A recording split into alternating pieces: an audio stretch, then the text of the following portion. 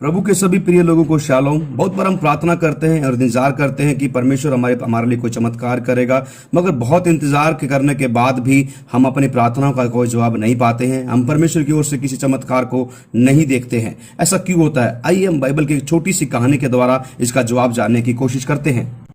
पहला राजा की किताब अध्याय 17 में हम देखते हैं कि दो सेनाएं आमने सामने खड़ी हैं। एक सेना का नाम है फलस्तीनी सेना, दूसरी सेना का नाम है इजरायली सेना।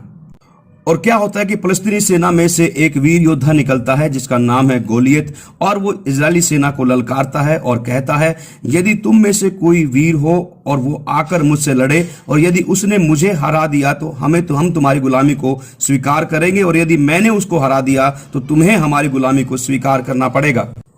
और अगला जवाब अब इजराइल की सेना को देना था, मगर इजराइल की सेना में एक घोर सन्नाटा छा गया, बिल्कुल सन्नाटा छा गया। और 40 दिन तक गोलियत जो है वो इजराइल की सेना को ललकारता रहा और जवाब मांगता रहा, मगर इजराइल की ओर से कोई जवाब नहीं मिला। मैं समझता हूं कि इजराइल की सेना 40 दिन तक इंतजार कर रही थी कि जिस परमेश्वर यहोवा ने हमें अब तक जयवंत किया है वो हमें फिर से जयवंत करेगा, वो हमें फिर से जीत दिलाएगा। और वो फिर से इंतजार करने लग गए कि परमेश्वर यहोवा जो हमारी ओर से लड़ेगा वही हमें जयवंत करने के लिए हमारे आगे आकर खड़ा होगा, और वो इंतजार करते रहे। मैं समझता हूं कि इजराइल की सेना 40 दिन तक इंतजार कर रही थी कि परमेश्वर यहोवा जिसने हमें पहले फिलिस्तीनियों के हाथ से छुड़ाया है वो आज फिर से हमारे लिए कोई चमत्कार करेगा। 40 दिन तक वो इंतजार करते रहे, मगर कोई भी जवाब नहीं मिला। परमेश्वर की ओर से कोई भी चमत्कार नहीं हुआ। एक दिन अचानक से एक छोटा सा लड़का वहां पर अपने भाइयों की सुधि लेने के लिए आया, और जैसे ही उसने गोलियत की ललकार को सुना, उसकी आवाज को सुना,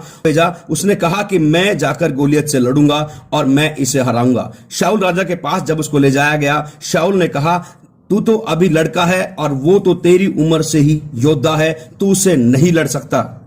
और तब दाऊद ने कहा कि परमेश्वर तलवार और भाले से जयवंत नहीं करता। आज पूरा इजराइल, पूरा फलस्तीन इस बात को जान लेगा कि परमेश्वर तलवार और भाले से जयवंत नहीं करता है।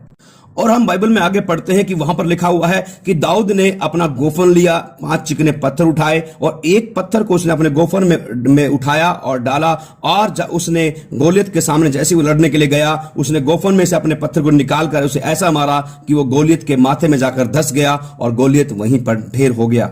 और पूरी सेना भाग खड़ी हुई और इजरायली सेना ने बहुत बड़ी ताकत के साथ में फलस्तीनी सेना को फिर से हरा दिया। परमेश्वर के प्रिय लोगों, कई बार ऐसा होता है, हम इंतजार करते हैं कि परमेश्वर हमारे लिए कोई चमत्कार करेगा, और मगर कई बार ऐसा होता है परमेश्वर हमारा इंतजार कर रहा होता है कि हम अपने विश्वास के कदम को बढ़ाकर उसके लिए आगे बढ़ें।